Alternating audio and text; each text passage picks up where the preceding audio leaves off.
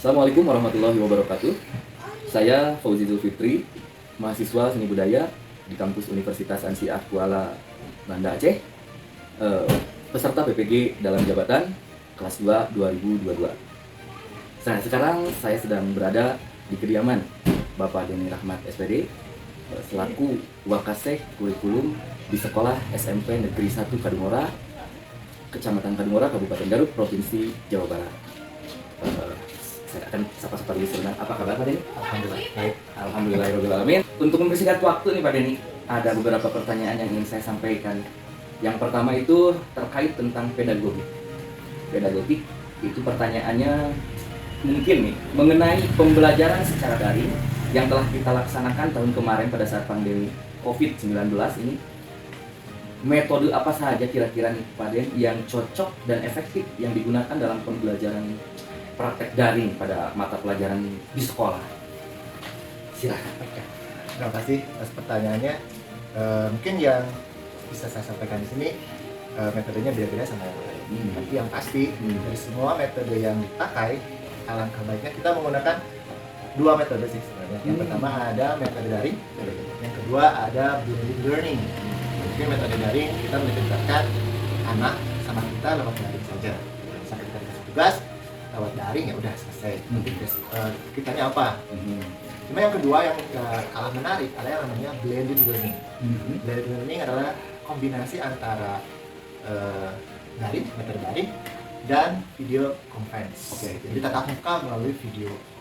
Mungkin itu salah satu yang paling pas ketika kita belajar menggunakan metode ketika saat kita lagi di proses kemarin Pandemi. Ya, betul. Baik, langsung ke pertanyaan kedua, ini mengenai literasi nih Pak Den. Yang lagi booming sekarang. Itu betul sekali, lagi booming nih.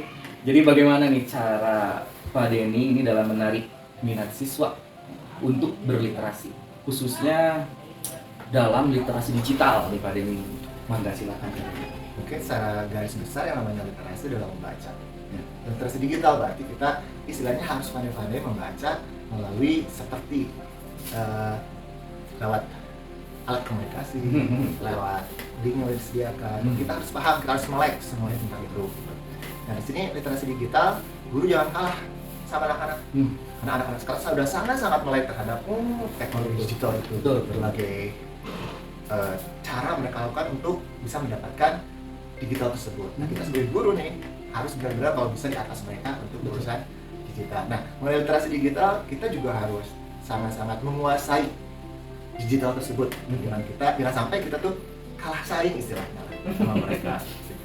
Jadi literasi digital sangat penting juga supaya kita bisa memanfaatkan digital tersebut sebaik-baiknya.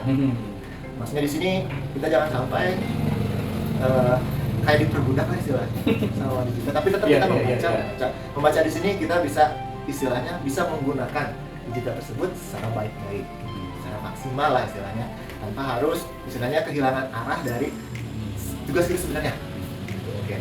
Salah satu guru BK di sekolah SMP Negeri 1 Kadungora di Kabupaten Garut, Provinsi Jawa Barat.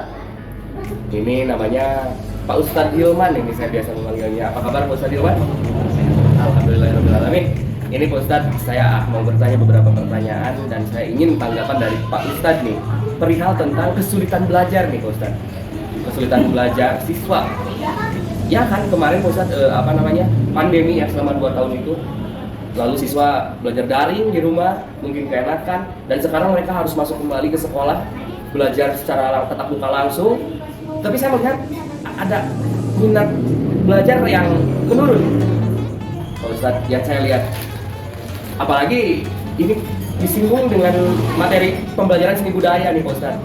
Cenderung ketika siswa diberikan materi itu mereka seolah-olah malas lah, seperti itu.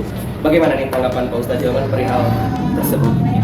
Jadi ketika minat bakat mereka belajar khususnya mungkin seni budaya, apalagi kendalanya kan kita baru masuk, itu menyebabkan sebuah kendala juga dalam artian ketika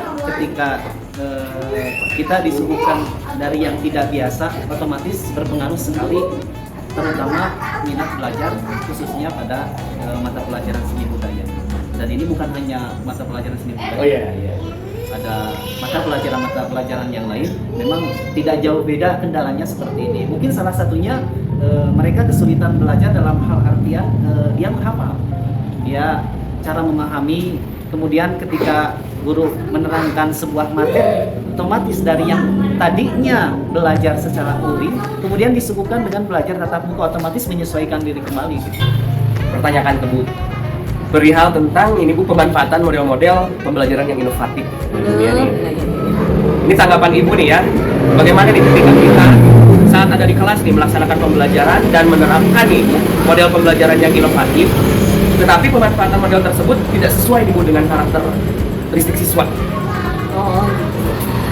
Oh, baik. Berarti ini kan tentang pemanfaatan model, ya. Pembelajaran inovatif, ya. Mungkin kita sebagai pendidik ya harus mengetahui dulu karakter siswa masing-masing. Tentunya kita pasti sudah ketahui karakter siswa di kelas itu seperti apa. Nah, mengenai pembelajaran inovatif itu sendiri, pembelajaran inovatif itu kan pembelajaran yang lebih bersifat student center. Nah, artinya itu pembelajaran yang lebih memberikan peluang kepada siswa untuk mengkonstruksi pengetahuan secara mandiri dan dimediasi oleh teman sebayanya. Yeah. Nah, berhubung dengan model yang akan kita gunakan ketika belajar di kelas, kalau saya ya Pak ya, misalkan saya guru IPA, itu saya menggunakan model pembelajaran inovatif itu melalui pendekatan dulu dengan siswa, gitu ya. Kan model pembelajaran inovatif banyak ya, banyak sekali. Ada kolaboratif dan seperti itu, pokoknya itu kan disesuaikan kembali dengan karakter siswa. Nah, jika misalkan tidak sesuai model pembelajaran yang sudah kita berikan kepada siswa, ternyata tidak sesuai nih dengan siswa, kita dapat mengubahnya. Kita ubah kembali dan kita sesuaikan kembali dengan karakter siswa tersebut dengan melalui cara kita melakukan pendekatan dulu. Oh, misalkan ya, saya mengajar IPA ya, misalkan saya mengajar IPA itu menggunakan metode pembelajaran tentang marketplace, gitu ya Pak ya. Kalau misalkan anak ternyata ketika marketplace tidak sesuai, oh berarti ya itu kembali lagi kepada saya. Berarti saya harus mengubah kembali pembelajaran minggu depan. Sepertinya metode diubah. Yang tadinya marketplace bisa saya ganti mungkin menjadi sensitif, gitu. Bisa juga seperti itu. Model-model pembelajaran kan banyak ya. Nah, mungkin itu solusi dari saya kalau misalkan tiap pembelajaran di kelas saya menggunakan pemanfaatan pembelajaran yang inovatif itu melalui pendekatan dengan siswanya, seperti itu. Baik, sekarang saya sedang bersama salah satu siswa SMP 1 Tanjora. Dia bernama Amira. Halo Amira. Oke, Amira, saya mau tanya-tanya nih sedikit ke Amira. Boleh nggak? Oke, Amira tinggal jawab saja pertanyaan dari Bapak ya. Yang pertama nih, Amira pernah nggak buat kasus di sekolah? Apa ya Pak? Ya itu, Amira pernah nggak terlibat masalah apa gitu di sekolah? Oh, saya dulu pernah membawa HP lalu ketahuan Iya. Lalu gimana tuh? lalu orang tua saya dipanggil ke sekolah. Oh, begitu ya. Jadi Amira membawa handphone ke sekolah pada saat belajar. Ya Pak. Oke, ketahuan sama ibu gurunya. Ya Pak. Oke. Lalu setelah Amira ketahuan bahwa Amira bawa handphone ke sekolah dan dirampas kan? Oh, dirampas ya. Itu orang tua gimana? Sikap orang tua setelah mengetahui itu Amira bilang ke orang tua. Sangat parah Pak. Sangat parah ya. Terus gimana? Kata orang tua. Apakah memukul, menjewer, misalkan ke Amiranya? Tidak, hanya memarahi saja. Oh, hanya memarahi saja. Oke Amira, ini pertanyaan kedua ya. Iya Pak. Amira kan kemarin tuh selama 2 tahun tuh belajar daring ya. Nah, itu pas sekarang Amira kan langsung harus masuk lagi seperti biasa. Sekarang udah mulai ya. Tapi bakal lihat tuh ya, minat belajar di kelas itu yang kelihatan kok semakin menurun ya. Kenapa ya? Ya mungkin karena terlalu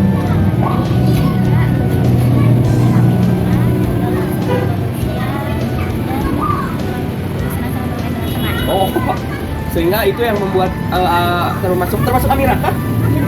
saya Termasuk Amira juga ya. Nah itu gimana dong cara meningkatkan lagi supaya semangat lagi belajarnya?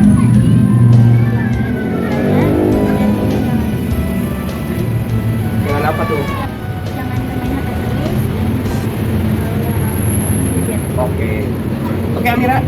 ya. Baik, sekarang saya sedang berada di kediaman salah satu orang tua siswa. Beliau bernama Ibu Eka Susanti. Apa kabar, Bu? Baik, Pak. Begini, Bu, ini ada beberapa pertanyaan terkait tentang masalah siswa.